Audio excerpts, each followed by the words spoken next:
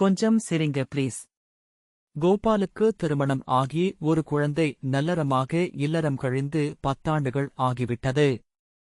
இப்ப மனைவிக்கு லேசா சந்தேகம், அந்த குழந்தை நம்ம குழந்தை மாதிரி இல்லைன்னு.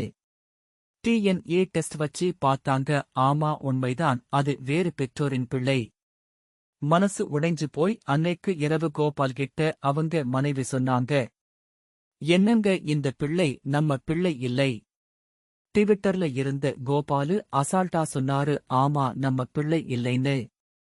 அடப்பாவி மனுசா, அப்ப எங்கய்யா நம்ம பிள்ளை என கேட்டதுக்கு கோபாலு சொன்னாரு, மீனா உனக்கு ஞாபகம் இருக்கா, நமக்கு குழந்தை பிறந்து ஹாஸ்பிட்டலை விட்டு டிஸ்சார்ஜ் ஆகும்போது நம்ம புள்ள டயாபரிலே ஆய் போயிட்டான். நீ என்ன சொன்ன என்கிட்ட, புள்ளையக் கொடுத்து போங்க சீக்கிரமா இதை மாத்திட்டு வாங்கன்னு சொன்னே. அதான் நான் அந்த பிள்ளையை தூக்கிப் போட்டுட்டு வேற நல்ல பிள்ளையா எடுத்துட்டு வந்தேன். கதை நீதி. யாருகிட்ட எந்த வேலையை கொடுக்கணுமோ அவங்க கிட்டத்தான் அந்த வேலையை கொடுக்கணும்.